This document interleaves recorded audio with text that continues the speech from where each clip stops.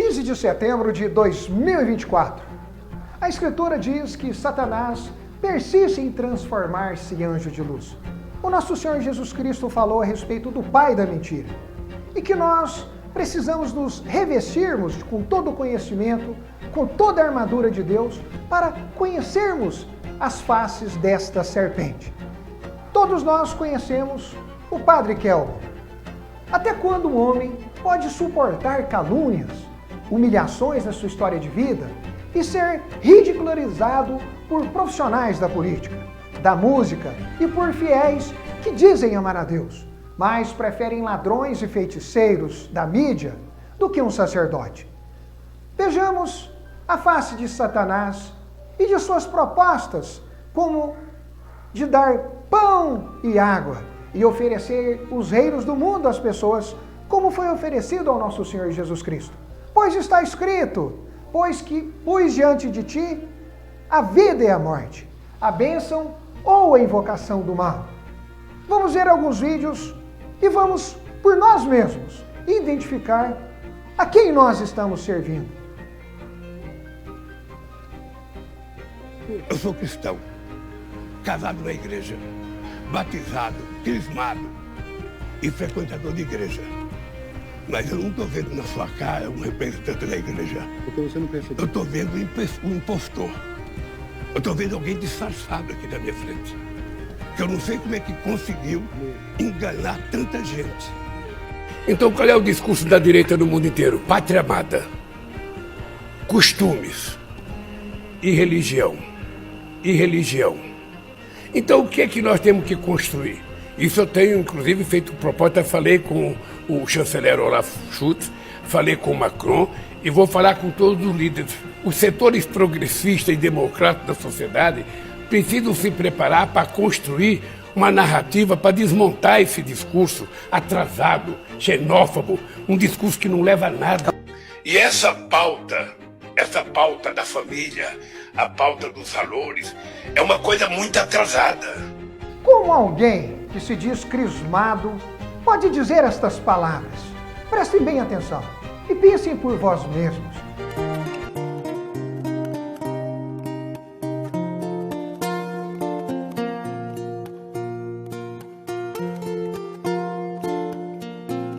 Espírito Santo, ore por mim, leve pra Deus tudo aquilo que eu preciso.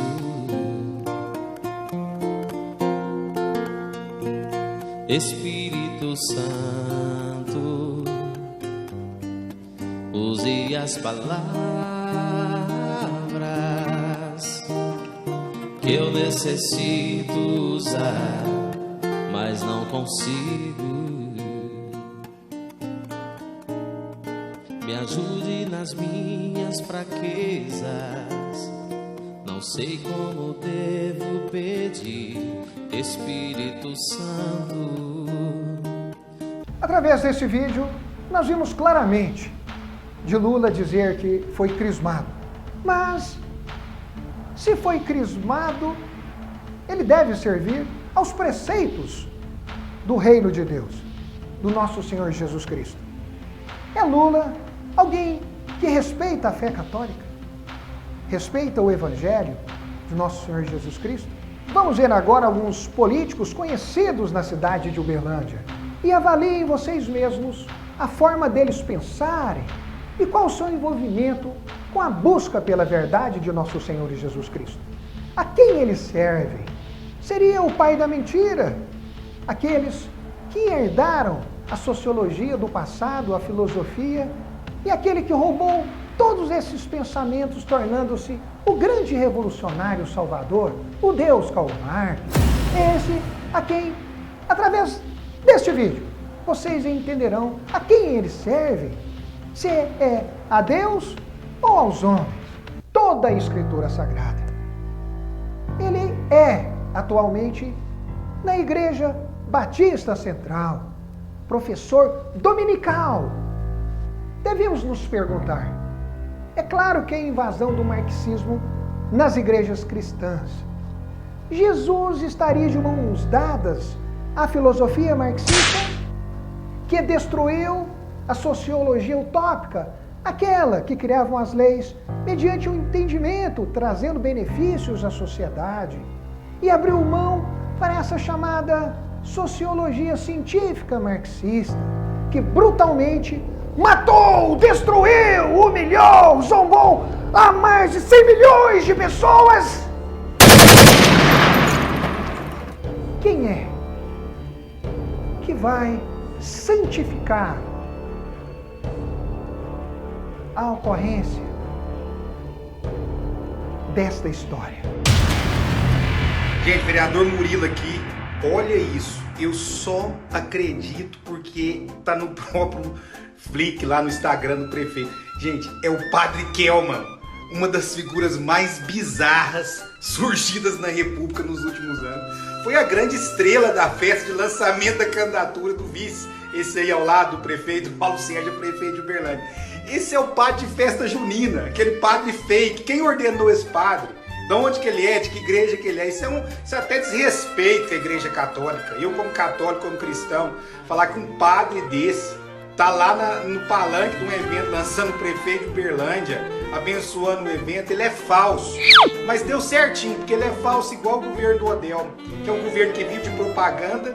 Esse evento tava lotado? Tava, mas é um público também que é só cargo comissionado, mais de 3 mil cargos comissionados da prefeitura, mais os parentes que eram obrigados a ir, mais os funcionários de ônibus. Essa é a campanha do nosso vice aí, a prefeito. Mas o Padre Kelman, pô, foi histórico. Levaram o Padre Kelman, o padre de festa junina, o falso padre, pro lançamento. No comunismo, eles emancipam o indivíduo para longe de Deus, de seus estatutos, usando o chamado iluminismo e progressismo e esquerdismo marxista assassino.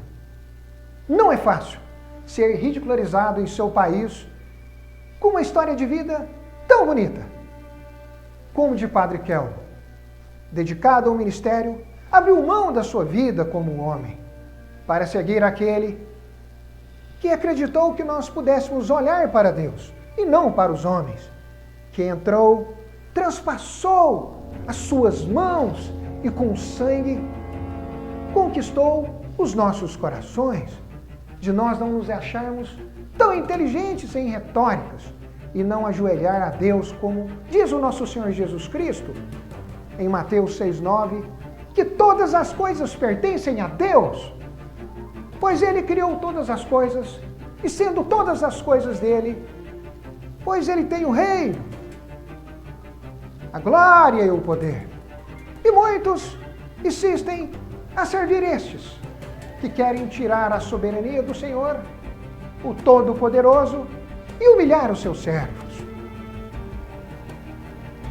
Esse rastro de maldades e de mortes, até quando muitos de nós seremos levados por histórias com meias verdades, histórias incompletas, histórias que no final acabam como americanos, mães e pais perdendo seus filhos contra os mesmos muçulmanos que dilaceraram não só americanos, mas brasileiros, ceifando as suas vidas para o Alá Akbar. Meus amigos, o Vossa Excelência disse, de um modo geral, as pessoas que têm crença religiosa não têm má índole, e eu concordo integralmente com isto, até por observação empírica.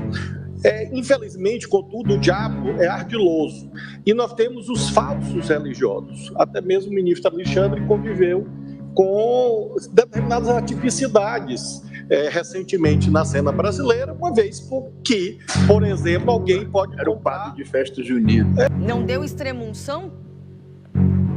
Porque o senhor é um padre de festa junina. Alguém pode comprar uma roupa de padre e se autodenominar padre. E independentemente da eventual classificação que isto possa ter sob a ótica do direito penal, enfim, a pessoa de algum modo exerce, digamos assim, este direito de ser um falso religioso e ostentar uma veste que não manifesta em verdade a sua fé. na verdade, é um ardil, um artifício para atender determinado propósito. Padre Kelmon, um padre de festa junina, um fake news? Flávio Dino, que o consórcio Nordeste que eu diga o que é fake. Falando nisso, eles estão gerando alimento mental para sua bancada comunista dentro das universidades. Estas mesmas que foram enumeradas no governo Lula por um ataque chinês, quando este governou, aumentando os nossos commodities, a fim de criar uma bancada intelectual, com problemas sérios de conectividade. Os seus sistemas cognitivos só conseguem enxergar o materialismo, pois negam os pecados das suas descendências, de suas famílias desorganizadas, e abraçam esta filosofia como prêmio, como know-how para suas vidas. Meus amigos,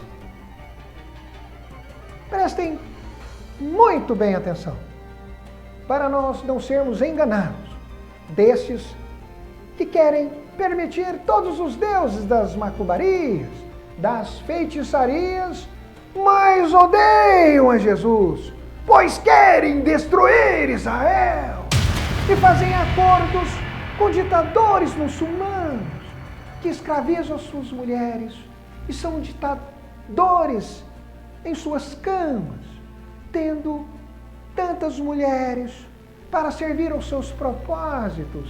E esses laços, como os espeitinhos e os sambinhas, acabam sendo uma isca para fisgar aqueles que não respeitam a Deus. Vamos agora ver esse outro vídeo. Lula, Lula, olê, olê, olê, Lula, Lula, viva São João! Viva! Olha o casamento na roça!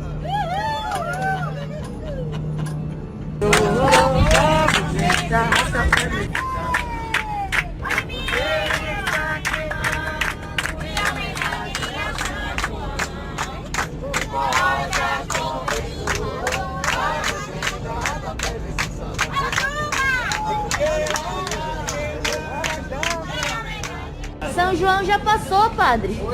São João já passou. São João já passou, pode tirar a fantasia. Não, isso não é fantasia, não. É sim, é sim. A senhora provoca. Até quanto e quando um homem pode suportar ser humilhado pelas pessoas? Estar em um avião e ser ridicularizado fortemente com pessoas que participam do olha a cobra, olha a chuva, e bater palma para artistas comprometidas com as causas enganosas e que não libertam o mundo LGBTQI de seus traumas, das suas faltas de respostas, e condenam um homem, transformando-o em soberbo pelas suas posições sacerdotais. Pois agora é Daniela Mercury que deve ser aplaudida? Pois quem é que são responsáveis pelas festas de São João?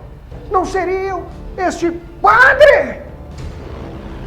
Ou agora vocês vivem totalmente pelo materialismo, pelo consumismo, para realizar os vossos desejos?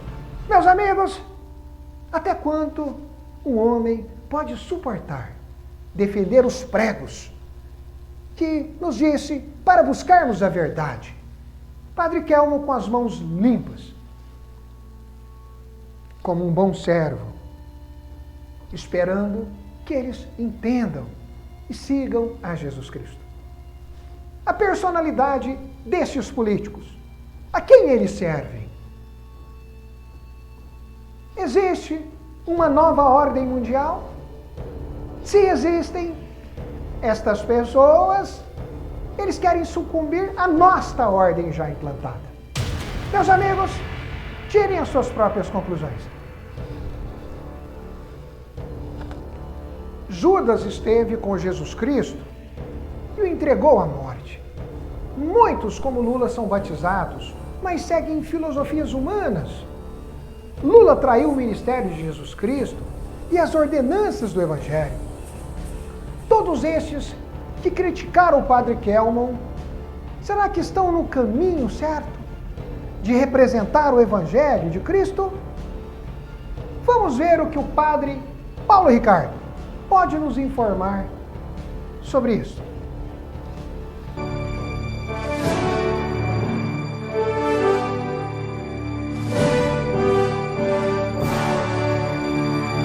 Na resposta católica de hoje, gostaríamos de responder a pergunta do Lucas, que diz assim: ouvi falar que a pessoa ser comunista é motivo de excomunhão. Gostaria de saber se é verdade e se a excomunhão é automática. Lucas, é verdade. É verdade que os comunistas estão excomungados. Nós não temos que ficar agora promovendo a imprensa comunista. Não temos que ficar agora seguindo a imprensa comunista. Se você vai ler um livro comunista, né, você deve saber que ao ler esse livro, você tem que estar preparado para lê-lo. Você é preparado e tenha critérios suficientes para ler isso, sem que isso signifique um perigo para a sua fé. Então a igreja está dizendo, cuidado, não leiam livros comunistas, porque isso pode fazer mal à sua fé. Se você se inscreveu num partido comunista, se você está trabalhando para os comunistas, se você crê nessa doutrina comunista, se você quer o comunismo, trabalha para o comunismo, você pode receber os sacramentos? Resposta, não. Segundo os princípios ordinários, determinando a recusa dos sacramentos àqueles que não têm a disposição requerida. Ou seja, você para receber os sacramentos, você tem que ter a devida disposição. Se você é um apóstata, se você está seguindo um negócio que é contrário à fé católica, é evidente que você não pode receber os sacramentos. É evidente que você não pode receber a comunhão e você não pode ser absolvido dos seus pecados, porque você não está arrependido. Né? Número 4.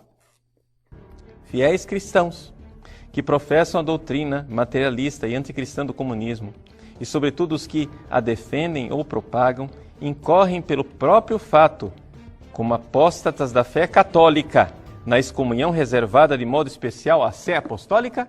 Resposta, sim. Ou seja, está dizendo aqui que, de fato, eles incorrem em apostasia da fé católica. Esse é o esclarecimento. Vejam, é um decreto de esclarecimento no dia 5 de junho de 1963, ou seja, durante o Concílio Vaticano II, o concílio estava acontecendo. João 23 mandou publicar a seguinte resposta do Santo Ofício: é permitido aos cidadãos católicos, ao elegerem os representantes do povo, darem seu voto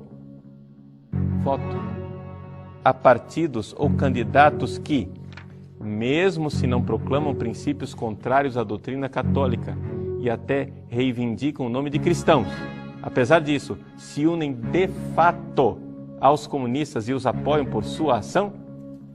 Resposta do Papa, não. Então veja só. Isto quer dizer concretamente, não basta você chegar e dizer, você não pode votar em tal partido porque ele é comunista. Você não pode votar em ninguém da base aliada. Você não pode votar em ninguém que esteja aliado a ele. Esta a solução e a resposta dada pela doutrina da fé durante o pontificado de João 23. Bukharin foi um integrante do partido bolchevique, o ditador Stalin mandou assassiná-lo. Os comunistas não servem à democracia, pois todas as leis de deveres e direitos são cancelados no final do processo. Lula foi chamado pelo presidente de Israel como pessoa não grata. Seriam os ditadores do passado com viés salvadores que também odiavam a Israel e aos Estados Unidos e a direita do Evangelho de Cristo sendo representados pela esquerda nas Américas. A quem serve a Deus? A quem luta para ter o seu nome escrito no livro da vida? Ou se eles apenas querem, como diz as Escrituras em Deuteronômio, capítulo 18, versículos 10 ao 12, que ele fala para tomarmos muito cuidado com aqueles que enfeitiçam os nossos olhos, as nossas mentes, e sujam os nossos corações. E o que eles querem mesmo é uma posição no reino de Satanás. Aquele mesmo oferecido por Jesus Cristo em Jerusalém, no ermo de Sinai.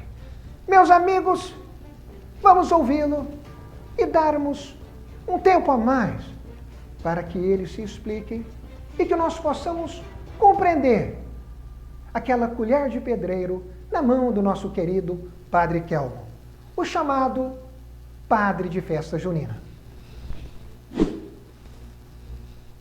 Em um discurso nos primeiros anos de seu governo, Adolf Hitler declarou: "Não sou católico, mas um cristão alemão." Essa afirmação, que poderia parecer inofensiva à primeira vista, esconde a complexidade das convicções religiosas de um dos ditadores mais controversos da história. Os cristãos alemães, grupo protestante que apoiava a ideologia nazista, encontraram em Hitler um líder que defendia o chamado cristianismo positivo. Essa vertente do cristianismo rejeitava doutrinas tradicionais como a divindade de Jesus e elementos judaicos como o Antigo Testamento. Hitler chegou a descrever Jesus como um combatente ariano que lutou contra o poder e as pretensões dos fariseus corruptos e o materialismo judaico. No entanto, qualquer tentativa de entender as crenças religiosas de Hitler através de declarações públicas ou citações isoladas resulta em um mosaico confuso. Ele frequentemente louvava o protestantismo e o luteranismo, vendo neles uma conexão com o grande reformador Martinho Lutero, que ousou enfrentar o Papa e a Igreja Católica. Em um de seus discursos disse: "Por meio de mim, a Igreja Protestante Evangélica poderia se tornar a igreja estabelecida como na Inglaterra." Mas por trás dessa retórica aparentemente cristã, existia uma intenção clara de moldar a religião à sua própria visão de mundo. Hitler e o Partido Nazista tinham um projeto de coordenação dos protestantes alemães em uma igreja do Reich, que unificaria a fé sob um guarda-chuva nazista. Ao mesmo tempo, o catolicismo, com seu poder e influência na Alemanha, era visto como uma ameaça, e o regime agiu rapidamente para eliminar o catolicismo político. A liderança nazista foi excomungada da Igreja Católica e, ignorando o acordo do Reich com o Vaticano, permitiu perseguições à Igreja. Adolf Hitler, filho de Alois e Clara Hitler, cresceu em um ambiente familiar de contrastes religiosos. Alois, nominalmente católico, era cético, enquanto Clara era uma católica fervorosa. Hitler frequentou a escola do Mosteiro Beneditino durante um ano escolar, 1997 a 1998, onde demonstrou excelente desempenho acadêmico e recebeu o crisma em 22 de maio de 1904. Ele também participou do coro do mosteiro, o que poderia sugerir uma inclinação religiosa tradicional.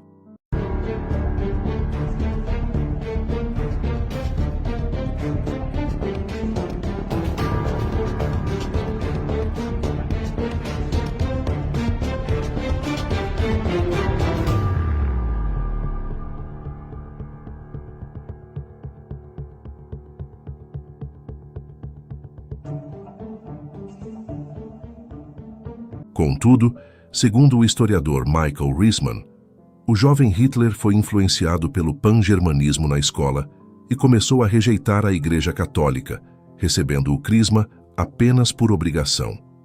Andrew Wilson comenta que, apesar de sua educação católica, Hitler era quase sempre violentamente hostil a ela. Hitler gabava-se de expressar ceticismo aos professores clérigos quando frequentou a escola religiosa, sugerindo que, desde cedo, sua relação com a religião era conflituosa.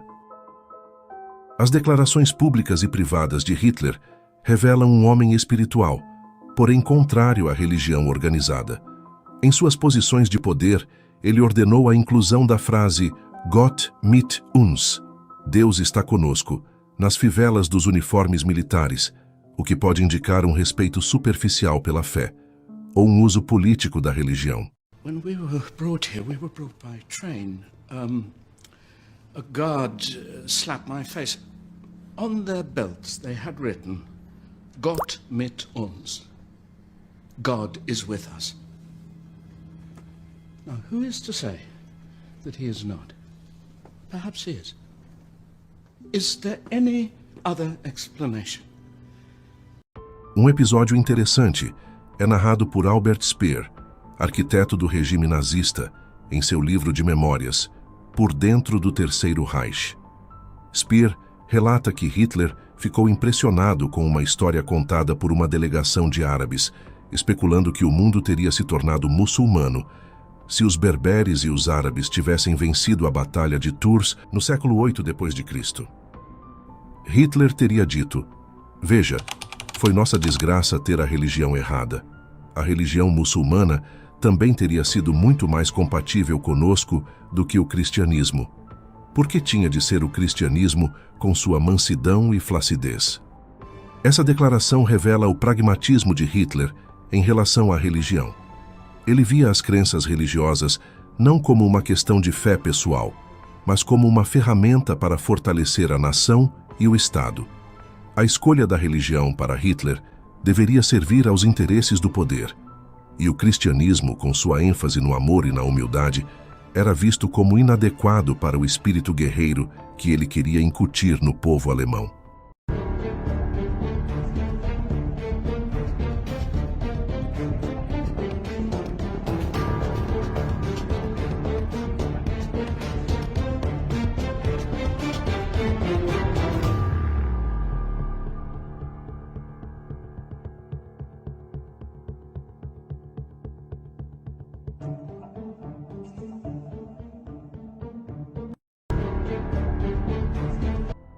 Apesar de prometer ao Reichstag, em 23 de março de 1933, que não interferiria nos direitos das igrejas, Hitler rapidamente quebrou essa promessa.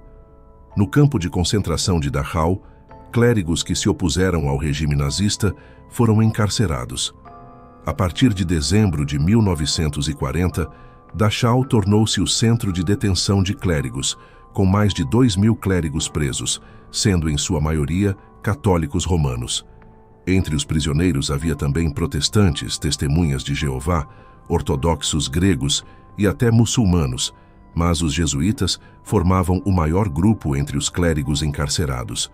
Isso demonstra que a perseguição de Hitler não era limitada a uma única denominação, mas sim a qualquer forma de religião organizada que pudesse ameaçar sua autoridade.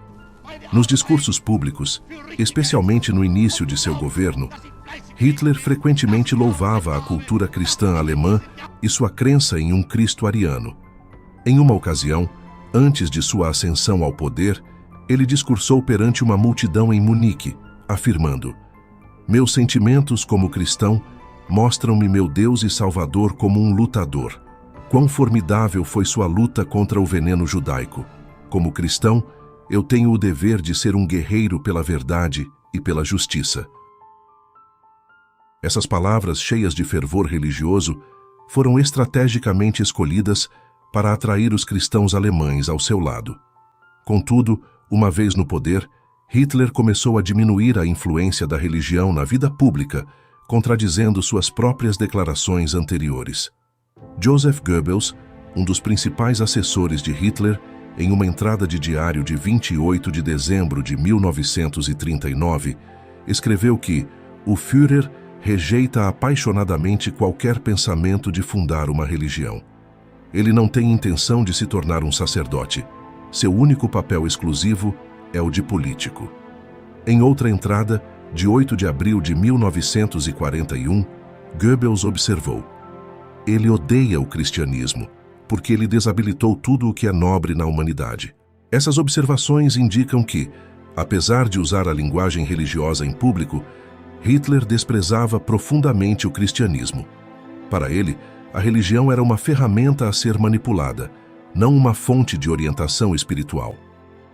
O consenso entre historiadores é que Hitler não acreditava em Deus e considerava o cristianismo uma rebelião contra a lei natural da seleção por meio da luta e da sobrevivência do mais apto, nas palavras do historiador Alan Bullock. Hitler via o cristianismo como uma religião para escravos, uma visão que se alinha com sua crença na supremacia racial e na força. O historiador Ian Kershaw, em sua biografia de Hitler, descreve como o ditador via a necessidade de transformar o exército alemão no melhor do mundo, não apenas em termos de armamento, mas também em educação espiritual. Essa visão utilitária da religião como uma ferramenta para fortalecer o Estado reflete o pragmatismo de Hitler em relação à fé. Richard Evans, outro historiador renomado, observa que Hitler acreditava que o nazismo estava fundamentado na ciência e que a ciência destruiria facilmente os últimos vestígios de superstição religiosa. Para Hitler, o cristianismo estava em declínio e ele atribuía esse colapso à influência da ciência. Em suas palavras, a ciência destruiria facilmente os últimos vestígios de superstição. A relação de Hitler com a religião é um enigma envolto em contradições. Ele usou a religião quando conveniente, rejeitou-a quando necessário e moldou-a de acordo com suas próprias necessidades políticas e ideológicas. Se por um lado, ele se apresentou como um defensor da cultura cristã alemã, por outro, desprezou profundamente as doutrinas cristãs e sonhou em substituí-las por uma nova religião alinhada com os princípios nazistas. E como era de se esperar, o primeiro-ministro de Israel anunciou que vai convocar o embaixador brasileiro para se explicar e para uma repreenda. Mas o que esperar de alguém que já expressou a sua admiração por Adolf Hitler e ao Ayatollah Khomeini em 1975? Lula declarou admiração pelos dois no início de sua carreira política. Hitler foi o ditador alemão que comandou a Alemanha nazista na Segunda Guerra Mundial, 1939-1945. Khomeini liderou, em 1979, a Revolução Xiita, radicais muçulmanos, que derrubou o Shah Reza Pahlavi do governo do Irã. Em julho de 1979, quando era presidente do Sindicato dos Metalúrgicos do ABC Paulista e articulava a criação do PT, Lula deu uma entrevista à revista Playboy, na qual citou os dois líderes como duas figuras políticas pelas quais ele nutria admiração. Dedicação. O então sindicalista elogiou a disposição, força e dedicação de Hitler e afirmou: o Hitler, mesmo errado, tinha aquilo que eu admiro num homem, o fogo de se propor a fazer alguma coisa e tentar fazer. Sobre Khomeini, Lula disse: eu não conheço muita coisa sobre o Irã, mas a força que o Khomeini mostrou, a determinação de acabar com aquele regime do Shah, foi um negócio sério. A lista de figuras admiradas por Lula em 1979 incluía ainda Tiradentes, Gandhi, Che Guevara, Fidel Castro e Mao Tse-tung. Ele afirmou que não era coincidência o fato de todos eles terem lutado para derrubar governos. O profeta Jeremias deixou registrado no capítulo 10, versículo 23, que todos nós devemos ter o Senhor, nosso Deus, como nosso Salvador, escutando os seus mandamentos e ouvindo a sua voz. Pois o profeta já sabia que as lideranças dos reinos da terra iniciou-se desde o Jardim do Éden até Nimrod, e eles querem ter essa grande nova ordem, com seus ensinos, com tudo aquilo que Satanás ofereceu a Jesus Cristo nas terras de Israel. É Lula, alguém que respeita Israel? É alguém que talvez tenha feito acordos com os deuses do mundo? Aquilo que o profeta Jeremias diz que homens não respeitam a Deus como um grande rei, mas procuram um rei humano para fazer as suas vontades. É essa sociedade Lula lá, temente ao Senhor? Ou o que eles querem mesmo é ser coniventes com os crimes que todos estes cometem no Brasil e pelo mundo? Vamos continuar vendo. João Ricardo, como padre, eu passei um período de formação bastante longo. Eu estive na igreja romana e foi ali que eu comecei toda a minha vida religiosa. Eu entrei no seminário com 22 anos, no dia 23 de fevereiro do ano 2000, no Seminário Legionários de Cristo, uma congregação conservadora da igreja romana. E permaneci bastante tempo nesse seminário quando, numa aula de metafísica, eu ouvi falar sobre a igreja ortodoxa. Ouvindo falar sobre a Igreja Ortodoxa, me encantei e procurei o professor para descobrir, de fato, como participar desta igreja. Então eu procurei a Igreja Ortodoxa e descobri primeiro a Igreja Uniata, que são aqueles ortodoxos que voltaram para a comunhão com Roma e são chamados de uniatas. E ali eu fiquei na Igreja Greco-Melquita Católica. Fui acolhido pelo bispo Dom Fares Macarum, um bispo libanês que havia chegado em São Paulo há pouco tempo. Permaneci ali por 8 anos da minha vida. Me dediquei aos trabalhos pastorais e ali eu me tornei missionário e fui conhecendo um pouquinho o funcionamento da Igreja Ortodoxa Oriental Uniata. Depois eu fui conhecer a Igreja Ortodoxa puramente e me encantei mais ainda. Passei 8 meses de experiência na casa de um padre já experiente da Igreja Ortodoxa Síria de Antioquia e depois disso fui ordenado diácono pelo Dom José Faustino da Igreja Síria Ortodoxa de Antioquia de Brasília, cuja sede estava em Goiás, na Aparecida de Goiânia. Depois disso, um ano depois, eu fui ordenado sacerdote na Igreja Ortodoxa do Velho Calendário, cujo bispo é Dom Ioannes de Santa Catarina. Eu já estava maduro. Fui ordenado já velho, com 35 anos, porque eu tive que esperar dos meus 22 até os 35 anos, por conta dessas experiências que eu fui passando entre Igreja Romana, Igreja Uniata e Igreja Ortodoxa. E, então, o período de formação meu foi dos 22 aos 35, ou seja, 13 anos, até ser ordenado sacerdote. Essa é a minha história inicial da vida de seminário até o sacerdócio, passando pela Igreja Romana, Legionários de Cristo, Mater Ecclesia, para a Igreja Melquita, depois para a Igreja do Velho Calendário, a Igreja Síria e, por sua vez, ordenado diácono e sacerdote.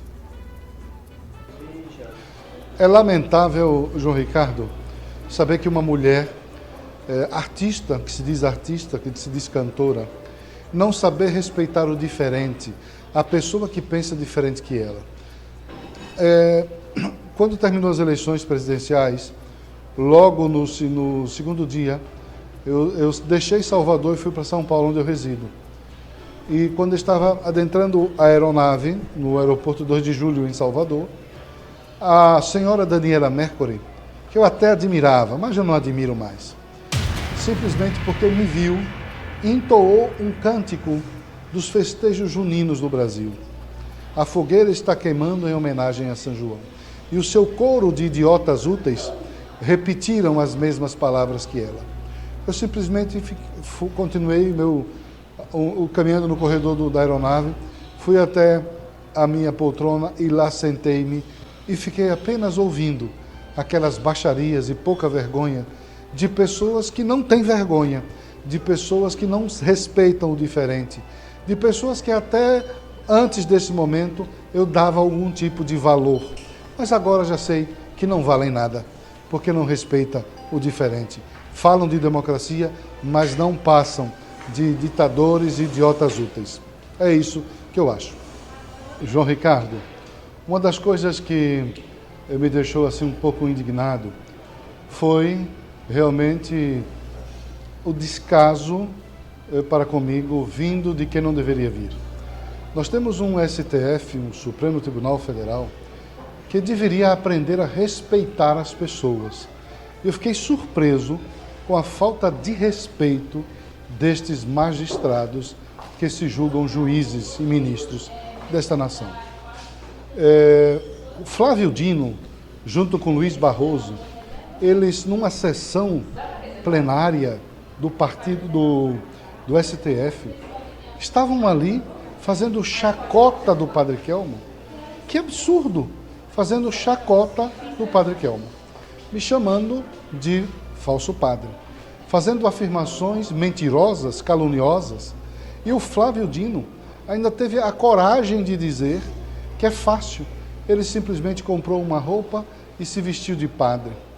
Então, isso nos deixa indignados de saber que nós temos uma Suprema Corte que não respeita as pessoas e que não estudam, ou se estudam, não sabem interpretar a história do cristianismo, para saber que existem padres romanos e padres ortodoxos, e não fazer chacota, descaso, de uma pessoa que está compromissada com os interesses da população, está a serviço das pessoas, está compromissada com os interesses da pátria, que é verde e amarela, e não é vermelha, como muitos querem, e honram em dizer que são comunistas.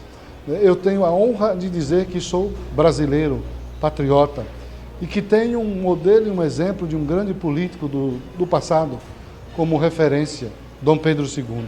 Mas estes não podem dizer isto, porque são comunistas, porque são socialistas. E não sou eu que digo, o próprio Flávio Dino disse, e se alegrou, se encheu de orgulho em dizer que é comunista. E todos nós sabemos o que é o comunismo.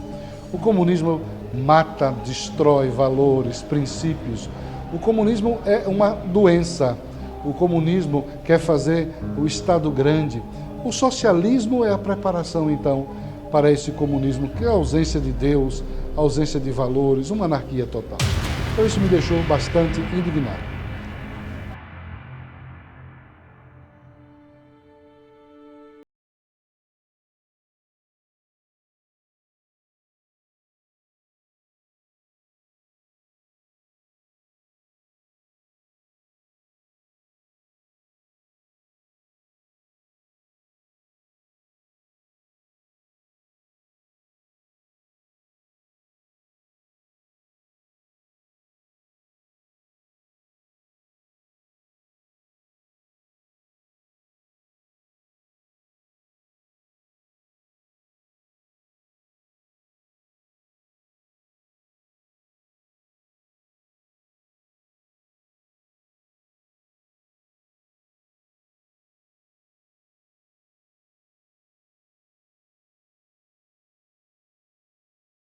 Mas a quem serve Lula? A quem servem estas leis constitucionais que paralisam o crescimento dos nossos índios, que continuam aos pés do chão e miseráveis, tendo uma condição para eles não explorarem a terra?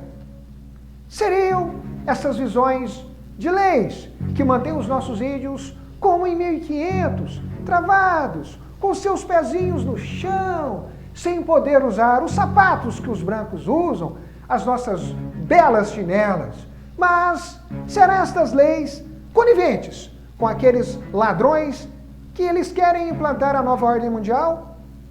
Como disse o Dr. Enéas, muito inteligente, que esses chamados intelectuais desconsideraram, pois Dr. Enéas deixou muito bem claro que o que tem nas nossas terras é ouro e prata, minérios abundantes, uma terra que emana leite e mel, para que possamos lançar as sementes e nós temos um solo rico para produzir muitos alimentos. Meus amigos da cidade de Uberlândia e de todo o Brasil, estamos dormindo, estamos santificando os crimes destes. Será que tem a personalidade de Cristo?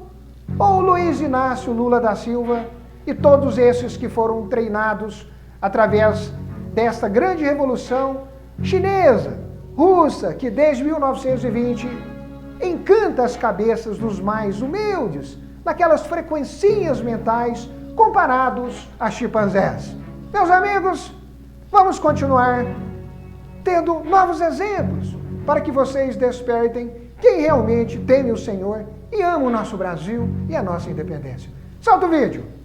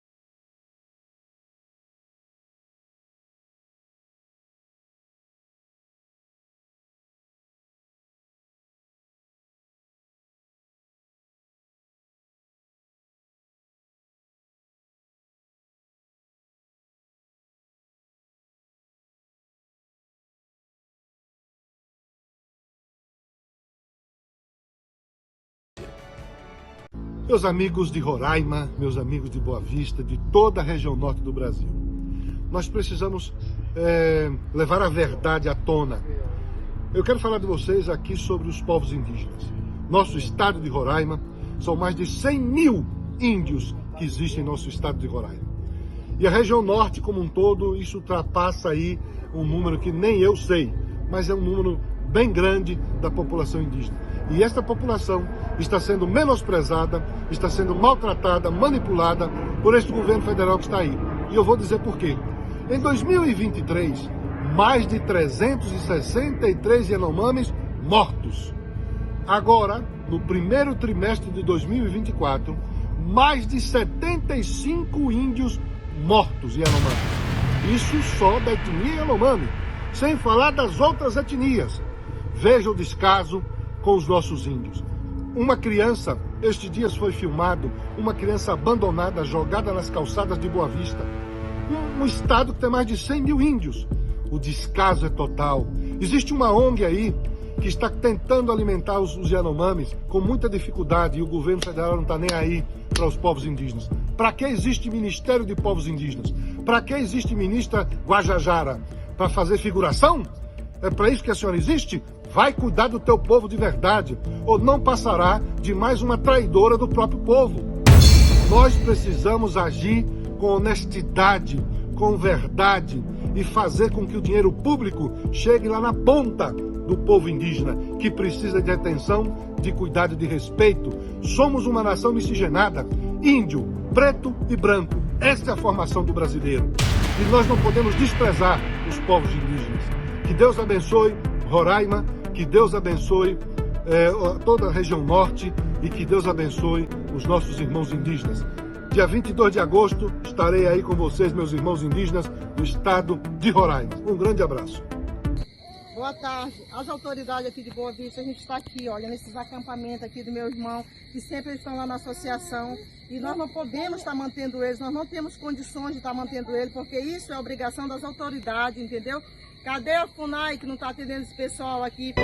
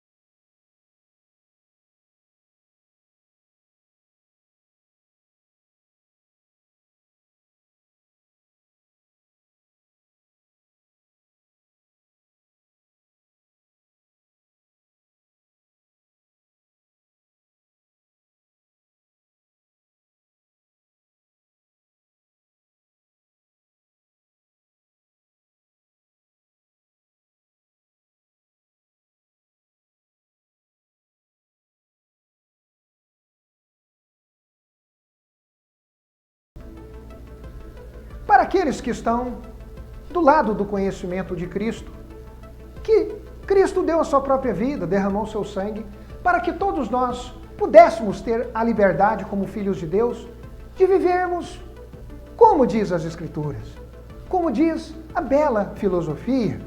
Mas Lula não defende o seu batismo, não defende os valores do significado quando foi catequizado.